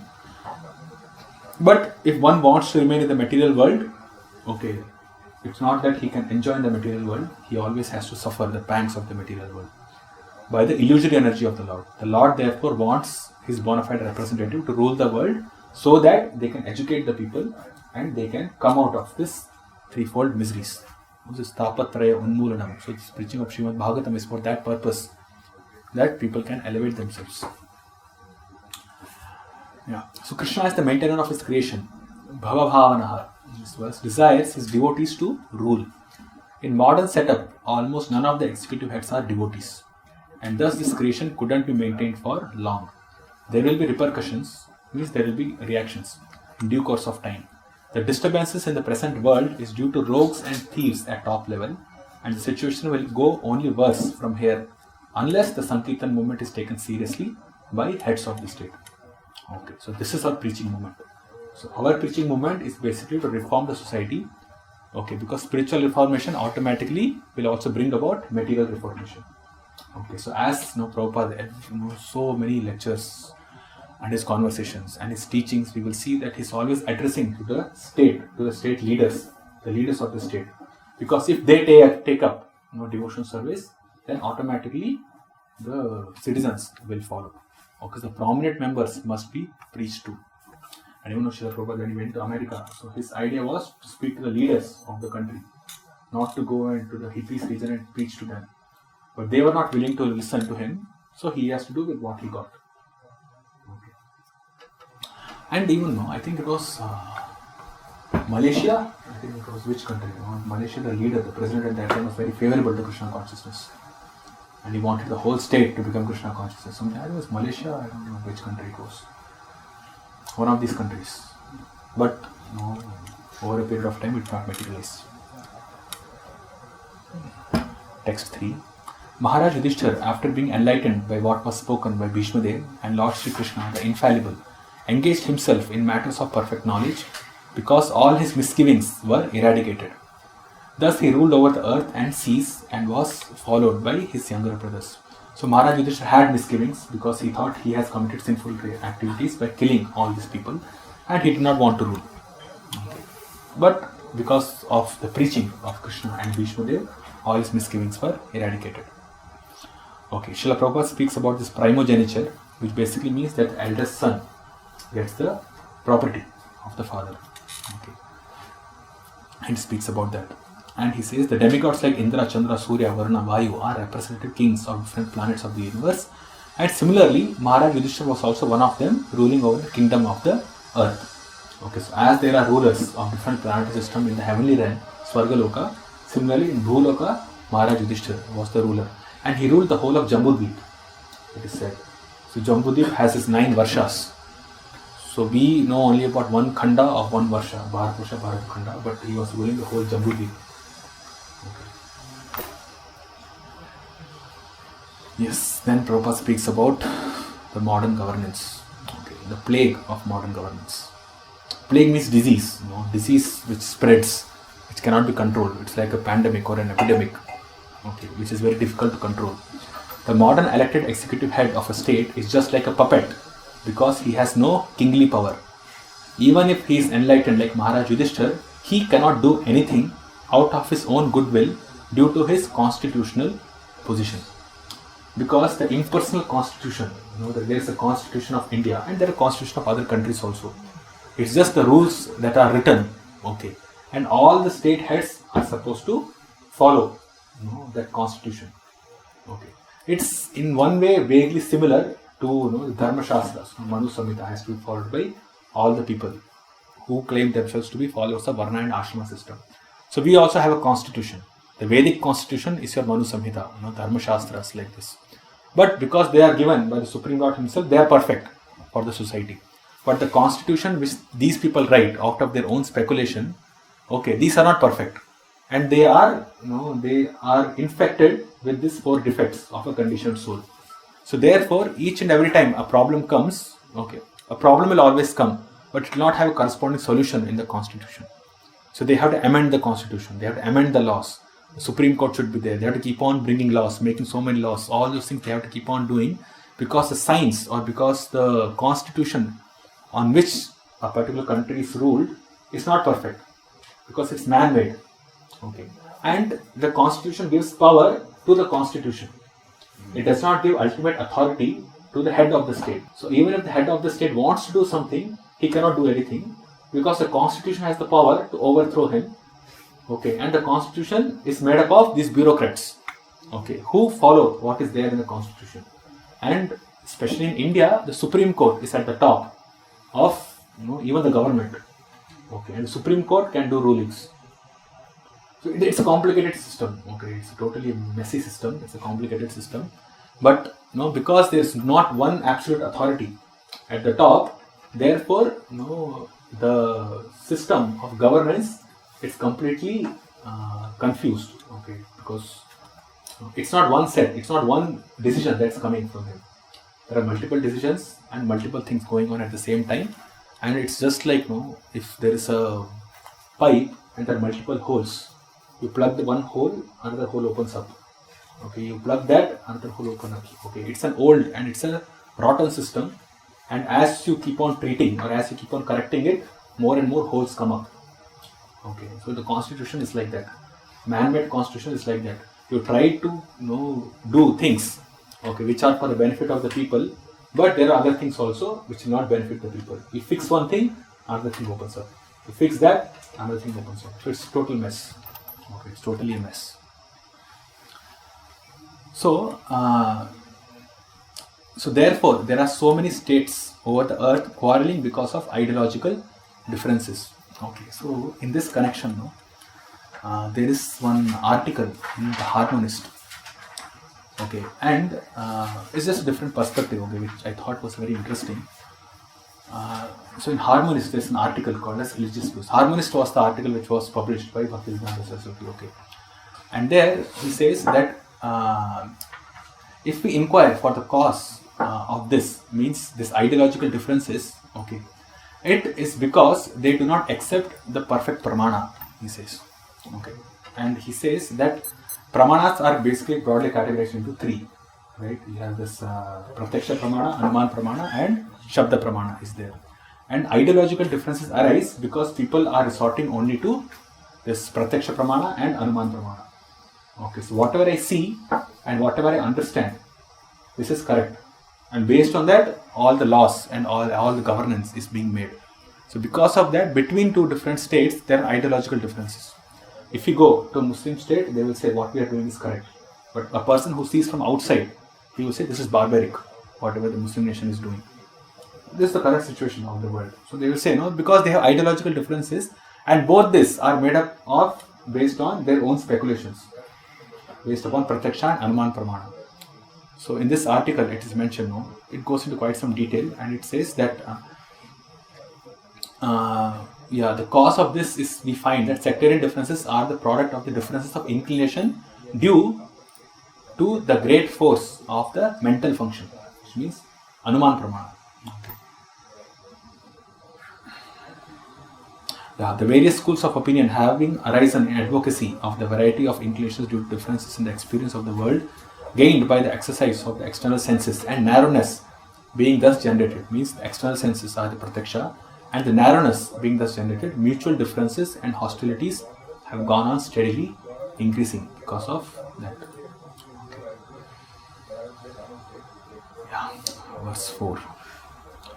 During the reign of Maharaj Yudhishthir, the clouds showered all the water that people needed, and the earth produced all the necessities of man in profusion. Due to its fatty milk bag and cheerful attitude, the cow used to moisten the grazing ground with milk. Okay, so we have very provoking purport. Okay, so poking, lots of pertinent questions Srila Prabhupada asks. So the principle of economic development is centered on land and cows. Okay, this is revolution, because nowadays people think that land and cows should be neglected. Okay, they are engaged in economic development, but they think that land and cow can be neglected. We can have industries. Okay, but basic principle itself of economic development is centered on land and cows. During the regime of Maharaj Yudhishthir, all over the world there were regulated rainfalls, and rainfalls are controlled by Indra. Okay, and when the Lord is obeyed, all the citizens become happy. Indra also becomes happy. Therefore, he gives the rains. Not only do regulated rains help ample production of grains and fruits, but when they combine with astronomical influences, there is ample production of valuable stones and pearls. Okay, so even these precious metals and precious stones and all those things are also dependent on nature only. And the performance of sacrifices or performance of pleasing the Lord, activities done for pleasing the Lord, which basically give regulated rains, they combine with astronomical influences, mean position of the stars and planets, and they produce valuable stones and pearls, which the modern society has no idea how this happens. So questioning the modern setup, both on the moral level and economic level. Okay, Srila Prabhupada asks many provoking questions here. He says, can tools and machines supply vigor and vitality to men and animals? Can machinery produce grain, fruits, milk, or jewels and silk? Has this civilization produced anything more than the doggish mentality of quarreling individually and nationally? Has this civilization enhanced the cause of equality and fraternity by sending thousands of men into hellish factory and the war fields at the whims of a particular man? So sarcastic questions. Sarcastic means that we are asking these questions even though you know the answer. Okay. We know this all answers for all these things is of society itself. It's a complete nonsense. But these questions are asked to provoke, to basically incite the thought process of leaders. He continues and he says that why should man not be satisfied with grains, fruits and milk which combined together can produce hundreds and thousands of palatable dishes? Why are there slaughterhouses all over the world to kill innocent animals? Should not a king or executive head protect the lives of the poor animals who are unable to defend themselves? Is this humanity? Are not the animals of the country citizens also? Are these the signs of equality, fraternity and non-violence? Because modern people, modern human beings, they pride themselves in these principles of equality. Wherever you go, it's all about being equal. Right? Everything is being made into equal. And fraternity, brotherhood amongst different nations is being spoken about. And non-violence is being spoken about. But, all these questions, they just tell that these are not signs of equality, fraternity and non-violence. When we are violent towards animals, then how can we be peaceful? Yeah, so that's the conclusion. In contrast to the modern advanced civilized form of government, an autocracy like Maharaj Yudhishthira's is by far superior to a so-called democracy, in which animals are killed and a man less than an animal is allowed to cast votes for another less than animal man. Okay. So basically calling all these administrators animals because they are on the level of animals. What determines the difference between animal and human being is dharma. Right? Dharma vishayam naribohitesham dharmena hina prachudesvana. So when dharma is not there, when this whole consciousness or principle of following religious principles is not there, then they are like animals. So they act like animals. And animals, what do they do? They kill other animals to satisfy their hunger.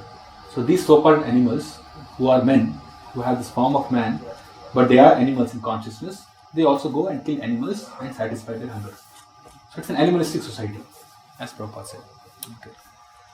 So we should depend on Mother Nature and not artificial economic development. So Srila Prabhupada says, human civilization should depend on the production of material nature without artificially attempting economic development to turn the world into a chaos of artificial greed and love of power only for the purpose of artificial luxuries and sense gratification. This is but the life of dogs and hogs, because that which is artificial cannot satisfy. Okay. Only the production of all produces or that which the material nature gives, that satisfies the living entity. Okay. Even in the conditioned state. So we are speaking about the conditioned state. We are not even speaking about the liberated state. Even in conditioned state, if one has to attain kind of mental peace, so the sattva-guna kind of happiness and peace, then he has to follow the nature. He has to take the benefits that nature provides. But if he gets attracted or attached or implicated into this artificial economic development, then the whole world is turned into a chaotic situation. So that does not give any prosperity materially also. Materially there is no peace, no happiness, and spiritually, what to speak. People are going to hell for that. And if you see this industrial revolution that started happening in 1700s and 1800s, okay, the whole concept, the whole idea of making so many machines was to simplify the lives of people. So that, if you have machines in your house, they will do your work and you can be peaceful. But what has actually happened is, because it's artificial, the more machines you have, the more work you have to do. So actually we are not getting peaceful, we are getting more and more stressed because we want more and more machines, which was actually intended to make our life peaceful. Okay. So this is what is the problem. Okay. So because it's not natural, it's all artificial. Yeah. So none of our previous acharyas comment on this verse in this way. Okay. Because they lived in a different era. Therefore, Srila Prabhupada's contribution for the welfare of the society is of such major importance that his books can rewire the course of history. Revolution based on the principles of Srimad Bhagavatam, as given by Srila Prabhupada, is the only way to restore sanity in society. That's my comment. Okay. Because I wanted to make this, I'll forget, that's why I made this comment. So, Srila Prabhupada's contribution, because these kind of purports or commentaries are not coming from the acharyas, okay, because the society was not like that at that time. But now, Srila Prabhupada's contribution is not only spiritual but upliftment of the whole society also. So therefore, it's very important. So that's why distribution of Srimad Bhagavatam, when you go for book distribution, it becomes very important, because this thoughtful people, if they read these commentaries, then it instigates, incites the thought of man. And then the leaders, when they read this, then they can understand that something wrong is going. Actually, the wrong in the society is already known by all the sociologists of the world. Those who study society, they already know that's a mess, but they don't have a solution. So Srimad Bhagavatam is the solution for that. Tad Bhagav Sarvojan, Tagal Plava. That was. So we will we will see how many verses we can do. We can do till 6 today. Just 5 and 6 also we will see. It's 12:06 now. We do another 4 minutes to finish. Okay. So this first section will finish, and then next section we will see. Yeah. The rivers, oceans, hills, mountains, forests, creepers, and active drugs in every season paid their tax quota to the king in profusion. So nature supplies only when Lord sanctions. So therefore the ultimate cause of success is Daiva, the Supreme. Okay. State belongs to Krishna and kings are his representatives. So this is the perfect understanding in which a society should be run. That the state or this whole country, the whole world actually belongs to Krishna. It actually belongs to God. And what we are doing is just helping him to fulfill the purpose of creation. Okay. So this is the actual understanding. The state belongs to Supreme Lord. The rivers, oceans, forests, hills, drugs, etc. are not creations of man. They are all creations of the Supreme Lord. And the living being is allowed to make use of the property of the Lord for the service of the Lord. Okay. So this is the perfect setup of society. But today's slogan is that everything is for the people and therefore the government is for the people and by the people. So this whole democratic idea itself of being for the people, of the people and by the people is that the people are in the center. And when individual people are at the center with different individual ideas, we cannot come to a proper conclusion amongst them. Okay. But if Krishna is the center, there is only one center, then everything works out very properly. To produce a new species of humanity at the present moment on the basis of philosophy and religion, justice and peace, God consciousness and the perfection of human life, in short, the ideology of godly communism, the world has to again follow in the footsteps of kings like Maharaj Yudhishthir or Parikshit. So in the previous verse, Srila Prabhupada spoke about so many problems and he asked these sarcastic and pertinent questions, and now he is giving a perfect solution. And he says, no, if you see, these are the problems which is facing the society, these are the things which is being done wrongly, and if you want to correct it, what you should do is you should follow the footsteps of the kings, and what we will attain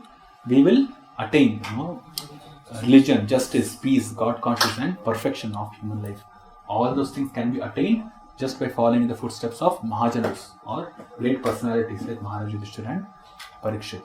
And if Krishna is pleased, every part of nature is pleased. So enough of everything. So there is enough of everything by the will of the Lord. Okay. So if Krishna is pleased, he can give us everything. Okay. This example of father and son is very pertinent to this. The father is pleased with the son and he knows that the son is not going to squander away his money. Okay, he's not going to throw away his money in nonsensical things. Then the father is ready to give him his whole kingdom.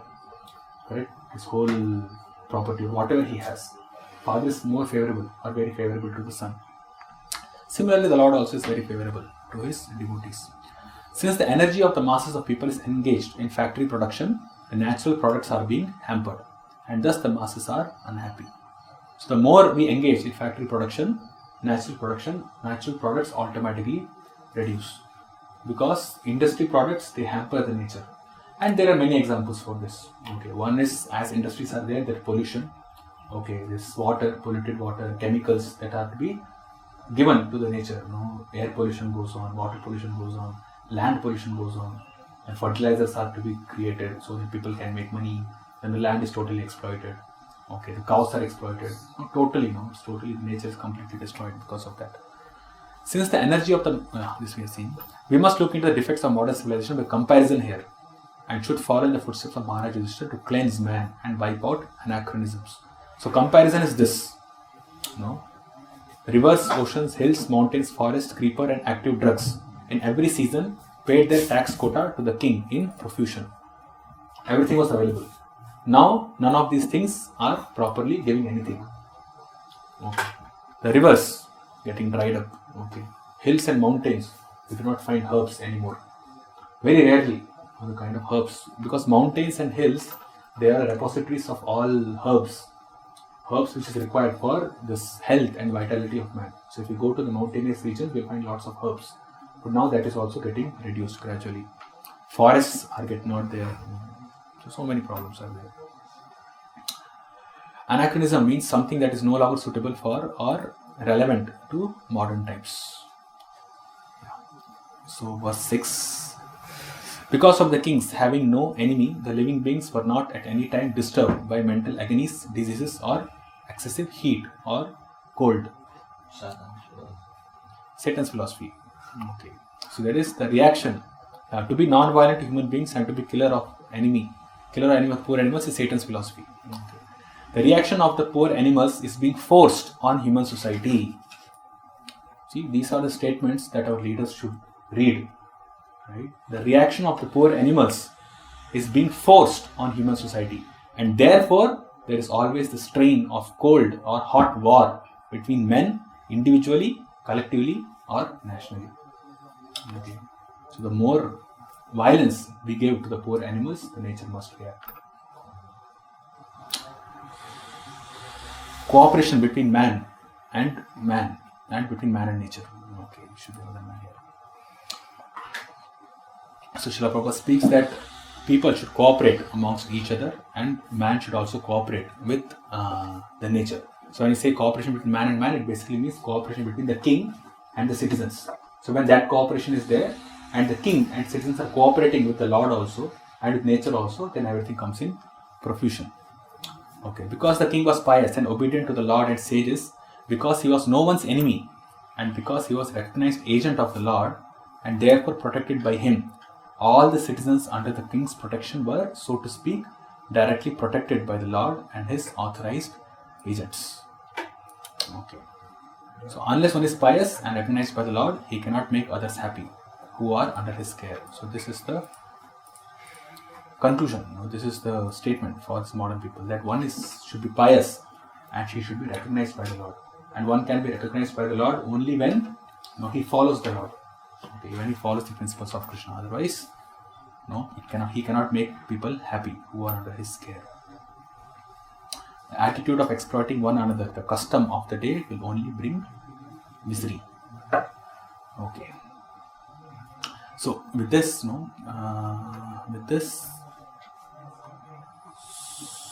Suta Goswami speaks of how Maharaj Yudhishthira ruled the world and what all benefits people got by such kind of ruling.